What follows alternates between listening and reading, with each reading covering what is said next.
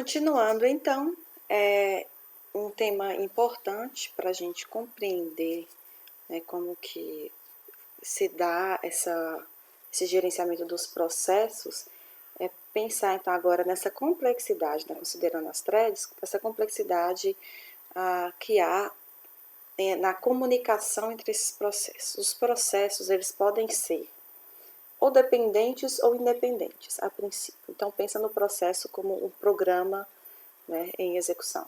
Um programa pode ser dependente de outro processo. Como que pode acontecer isso? Se você tem uma aplicação comercial, por exemplo, que depende de uma aplicação bancária, né, e aí ela faz uma comunicação automática, se o fluxo de caixa dela estiver baixo, ela já solicita o crédito ao banco e coisas do tipo. Então, eu posso ter processos que são dependentes de outros processos, quer dizer, programa dependente de outro. E programa independente, quer dizer, meu Word ele é independente de qualquer outro programa, está aqui funcionando, ele não precisa de nenhum outro programa para fazer nenhuma tarefa, né? Não é afetado por nenhum outro programa. Então, quando o processo ele é afetado pela execução de outro programa, nós dizemos que são processos dependentes. Quando eles não são afetados pela execução de outro programa, nós dizemos que são processos independentes. Existem basicamente duas formas de comunicação que são utilizadas, né? As linguagens de programação, como o próprio C++ que a gente viu, né? Ele disponibiliza isso na biblioteca dele, né? Nas bibliotecas de memória compartilhada e de troca de mensagem. A memória compartilhada, quando vários processos têm acesso ao mesmo espaço de memória. Então, é como se eles tentassem escrever em cima do mesmo espaço ao mesmo tempo, né? Então, isso é uma coisa bastante complicada. Então, a gente tem que pensar no problema que isso pode gerar. Então, assim, está lá um espaço de memória, um processo vai lá e escreve, o outro vai lá e lê, outro vai lá e escreve por cima, outro vai lá e lê, e aí essa ordem deve ser coordenada pelo programador. Uma outra forma dos processos se comunicarem é através da troca de mensagens.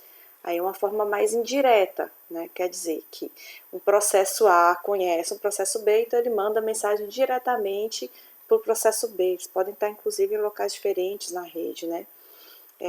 Eles estabelecem uma conexão entre eles e a partir desse momento eles podem trocar mensagens, até que a conexão seja finalizada, né? Então é uma forma também bastante interessante e utilizada de comunicação entre processos. Aí tem essa classificação, nós vamos dizer que a comunicação é direta quando o remetente conhece o destinatário. Então, quando eu tenho uma comunicação através de troca de mensagens, é direta, né? Um processo deve conhecer o outro. Indireta, quando o remetente não conhece o destinatário. Então, na técnica de memória compartilhada, é um tipo de comunicação indireta, porque um processo pode colocar uma mensagem lá nessa memória compartilhada e qualquer outro processo pode ir lá e ler essa mensagem. E ele não sabe quem vai ser o destinatário que vai ler, certo? A gente também pode classificar a comunicação como síncrona e assíncrona. Síncrona, o remetente envia uma mensagem e bloqueia, aguardando a resposta, né? E assíncrona é quando o remetente envia uma mensagem e não precisa bloquear para aguardar a resposta. Ele continua executando outras tarefas e na hora que ele receber a resposta ele vai tratar aquilo, né? Essas duas formas de comunicação, síncrona e assíncrona, são bastante consideradas na técnica de troca de mensagens, tá? Então, a gente diz que o processo é monothread se ele é reconhecido pelo sistema operacional como um único fluxo de execução. Ele é monothread. Ele é multithread se ele gerou vários fluxos de execução, que devem ser tratados, né, como subprocessos.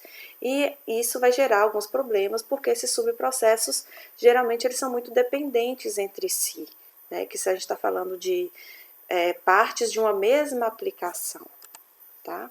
Então, os processos multithread têm maior chance de ser escalonados, porque, né, cada uma das suas threads pode ser escalonada, como se fosse um bilhete para escalonador. Eles utilizam mais eficientemente o processador, né, evita o processador ficar ocioso e possibilita melhor desempenho. Porém, suas threads estabelecem uma maior relação de dependência.